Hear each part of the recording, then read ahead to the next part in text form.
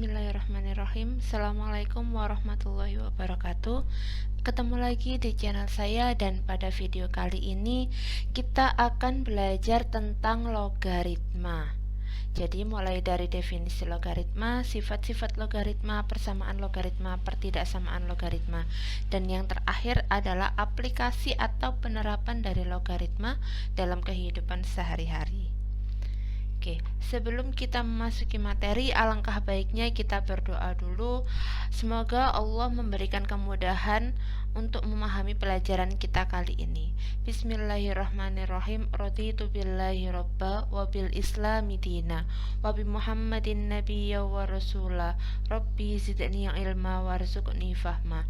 Amin amin ya rabbal alamin. Nah, tujuan pembelajaran pada materi kali ini adalah untuk mendeskripsikan tentang definisi, sifat-sifat, persamaan, pertidaksamaan, dan aplikasi dari logaritma. Yang pertama yang akan kita bahas yaitu definisi dari logaritma. Logaritma itu dinotasikan ada tanda log, itu berarti dia logaritma. Untuk penulisannya ada yang ditulis seperti yang saya tuliskan di situ, dia berbentuk. Nah, demikian. Ada juga yang penulisannya A-nya dia ada di atas. Nah, jadinya A log X gitu. Jadi ada dua bentuk penulisan, tapi maksudnya dia sama. Bentuk seperti itu berarti eksponen dari A yang menghasilkan X. Jadi sebenarnya antara logaritma dan eksponen itu dia masih berhubungan. Kita baca selanjutnya, nanti akan ada definisi dari logaritma yang berhubungan dengan eksponen. A log X, penulisannya secara penulisan dia A log X, tapi dia dibaca logaritma dengan bilangan pokok A dari X atau logaritma dari X terhadap bilangan pokok A gitu ya.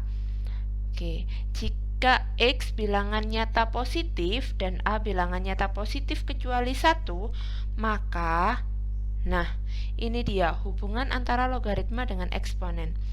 Y sama dengan A log X jika dan hanya jika X itu sama dengan A pangkat Y. Jadi ketika ada bentuk logaritma, kita bisa mengubah ke bentuk eksponen. Sedangkan kalau diketahui bentuk eksponen, kita juga bisa merubah ke bentuk logaritma. Karena ini tandanya dia panahnya bolak-balik, jika dan hanya jika. Nah, jadi boleh dibolak-balik.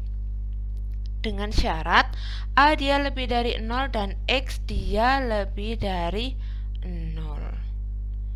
Gitu ya. A dengan A merupakan bilangan pokok dan X merupakan numerus, sedangkan Y-nya itu dia adalah hasilnya, hasil dari logaritma itu sendiri. Oke, yang selanjutnya yaitu mengubah eksponen menjadi logaritma. Jadi awalnya dia berbentuk eksponen dirubah menjadi bentuk logaritma. Kita ingat lagi bentuk umumnya seperti yang saya sampaikan di slide sebelumnya, yaitu Y sama dengan A log X jika dan hanya jika X sama dengan A pangkat Y. Atau kalau saya rubah posisinya, saya hanya merubah posisinya aja. X sama dengan A pangkat Y. Jadi yang ada di belakang dia saya putar ke depan. Nah, ini saya juga putar ke belakang. Sama aja ya. Oke. Ketemu soal dia bentuknya dari bentuk eksponen. 8 sama dengan 2 pangkat 3. Jika dan hanya jika. Nah, ini kenapa sih Bu kok posisinya ini tadi kok diputar? Kenapa posisinya ini tadi kok Bu Hikmah putar? Biar posisinya sama dengan ini, karena yang diminta adalah dari eksponen menjadi logaritma. Tinggal kita samakan aja. 8-nya X-nya dia jadinya ada di sini. Ada di sini. Berarti sama, ini juga gitu. 8-nya dia ada di sini. 2 itu dia berubah jadi ada di bawah karena A-nya dia juga ada di bawah. Sedangkan 3 atau pangkatnya atau Y-nya itu dia ada di ada di sini. Gitu ya. Jadi biar enak posisinya saya samakan. Yang sebelah kiri posisinya eksponen, yang sebelah kanan posisinya logaritma. Begitupun untuk contoh yang lainnya, misalnya ada 4 sama dengan 2 pangkat 2, tinggal kita samakan. Oh, X-nya posisinya jadi ada di sini, A-nya jadi ada di sini, Y-nya ada di sini, gitu. Tinggal menyamakan saja. Oke, bisa dipahami? Nah, ini adalah contoh yang terakhir. Oke, gitu ya.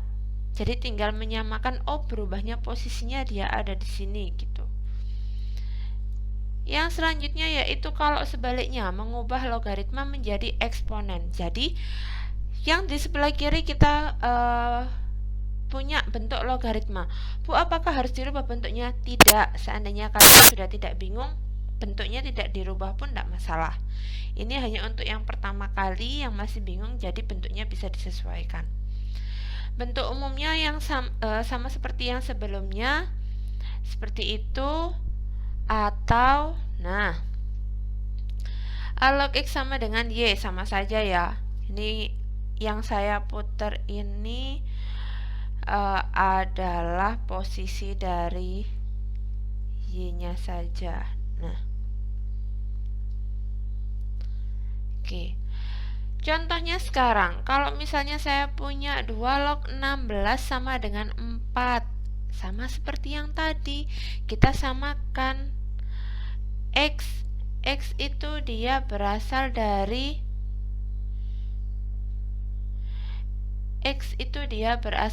sini, berarti yang dari sini dia 16, dia berubah jadi di sini. A-nya itu dia ada di sini, berarti 2 ini dia jadi sedangkan hasilnya atau Y-nya dia menjadi pangkat. Gitu ya.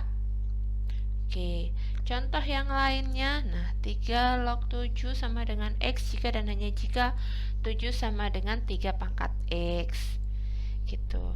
Nah, untuk contoh yang ketiga ini, kalau misalnya X itu dia bisa disederhanakan, di situ kan munculnya dia 5 kuadrat. Nah, 5 kuadrat kan bisa dihitung, berarti boleh ditulis 25. Gitu. Yang terakhir adalah Y log 5 sama dengan 3, maka 5 jika dan hanya jika 5 sama dengan Y pangkat 3. Gitu ya. Oke. Nah, setelah mengubah dari logaritma ke eksponen dan sebaliknya, sekarang kita menentukan nilai dari logaritma. Sama seperti contoh yang barusan, dia kan ada X sama dengan 25. Itu juga salah satu contoh untuk mencari nilainya gitu. Sekarang kalau misalnya saya punya 2 log 1, bagaimana cara menentukan nilai dari logaritmanya? Jawab, kita misalkan dulu 2 log 1 dia sama dengan N, maka 1 sama dengan 2 pangkat N. Ini untuk yang pertama ini kita rubah dari bentuk logaritma menjadi menjadi bentuk eksponen. Benar sekali. Setelah itu kita gunakan sifat-sifat eksponen yang sudah kita pelajari sebelumnya. Kalau dia di sini bilangan pokoknya 2, berarti ini kan dia bilangan pokoknya dia 2. Berarti yang sebelah sini juga kita rubah menjadi bilangan pokoknya 2. 2 pangkat berapa ya yang hasilnya 1? Oh, ternyata 2 pangkat 0. 2 pangkat 0 sama dengan 2 pangkat N, berarti N sama dengan 0.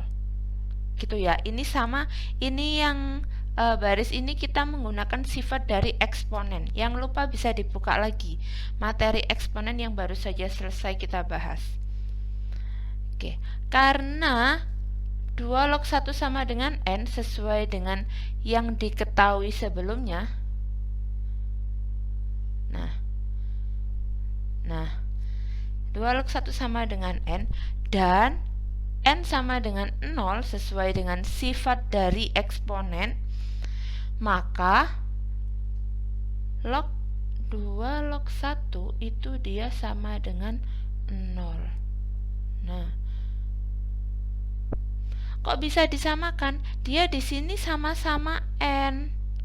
Dia di sini kan sama-sama N. Sama seperti seperti gini. A sama dengan B.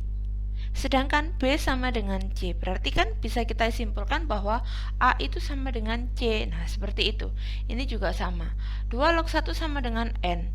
N itu sama dengan 0. Ya berarti 2 log 1 bisa kita simpulkan dia sama dengan 0.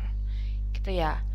Contoh yang kedua, kalau misalnya saya punya 4 log 4. Langkah yang pertama dia sama. Kita misalkan dulu. 4 log 4 sama dengan N. Kita misalkan seperti itu. Maka, nah, kita bentuk dia menjadi bentuk eksponen. Berarti 4 sama dengan 4 pangkat N. Ini dia bentuk eksponennya, ini dia bentuk logaritmanya. Selanjutnya, dengan menggunakan sifat eksponen, maka 4 pangkat berapa ya yang hasilnya 4? Gitu kan. Berarti dia 4 pangkat 1. 4 pangkat 1 sama dengan 4 pangkat N. Berarti 1 sama dengan N. Sesuai dengan sifat dari eksponen yang sudah kita pelajari. Selanjutnya kita simpulkan. Karena 4 log 4 dia sama dengan N. Perhatikan. Ini dia dari permisalan yang sebelumnya. 4 log 4 sama dengan N. Dan N itu dia sama dengan, ini N-nya sama dengan 1 ya. Ini dia 1, harusnya dia 1. Dan N sama dengan 1, maka 4 log 4 dia sama dengan 1. Kesimpulannya sama seperti yang di atas ini tadi. Gitu cara menarik kesimpulannya. Oke? Nah, sekian untuk pembahasan dari definisi logaritma. Semoga bermanfaat. Yang masih bingung bisa diputar lagi video saya. Jangan lupa untuk like, comment, dan subscribe. Dan sampai jumpa di video saya selanjutnya tentang sifat logaritma. Semoga bermanfaat. Saya akhiri. Assalamualaikum warahmatullahi wabarakatuh.